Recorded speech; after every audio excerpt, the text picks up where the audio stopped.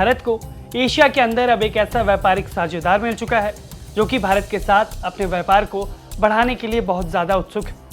जी हाँ, हम बात कर रहे हैं अफगानिस्तान की, जहाँ की तालिबान सरकार की सबसे बड़ी व्यापारिक संस्था ने भारत से कहा है कि वो हमारे साथ व्यापार को बढ़ाए, निवेश बढ़ाए, बिजनेस वीज़ा को आसान किया जाए और व्यापार में आने वाली बाधाओं को दूर किया जाए। दरअसल सबसे पहले खबर समझते हैं कि आखिर हुआ क्या है।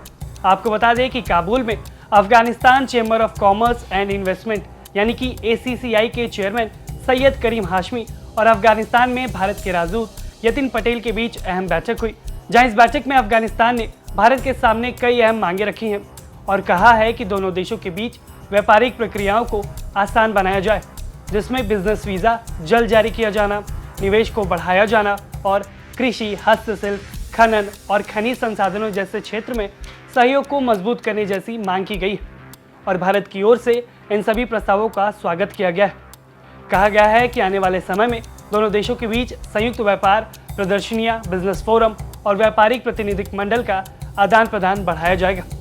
यानी कि तालिबान की सरकार चाहती है कि वो भारत के साथ ढेर सारा व्यापार करे। अब एक सवाल ये उठता है कि आखिर अफगानिस्तान व्यापार के लिए अचानक से भारत की तरफ क्यों देख रहा है।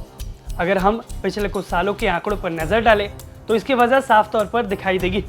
एक समय था जब अफगानिस्तान का लगभग पूरा व्यापार, जो कि विदेशी व्यापार था, वो पाकिस्तान के रास्ते होता था। कराची बंदरगाह उसके लिए सबसे बड़ा समुद्री रास्ता था, लेकिन समय के साथ दोनों ही देशों के रिश्तों में लगातार खराब होते हुए दिखे। बार बार सीमाएं बंद हो गई हैं, ट्रकों को रोका गया है, राजनीतिक तनाव बढ़ा है और सीधे व्यापार पर इसका असर पड़ा। और नतीजा ये हुआ कि साल 2021 में लगभग $5 अरब का जो ट्रांजिट व्यापार था वो घटकर अब सिर्फ 36.7 करोड़ डॉलर का रह गया है। यानी कि 4-5 सालों के भीतर ही व्यापार लगभग खत्म होने की स्थिति पर पहुंच गया है। यहीं से अफगानिस्तान ने नए रास्ते तलाशने शुरू कर दिए और भारत उसके लिए सबसे अहम साझेदार बनकर सामने आया है।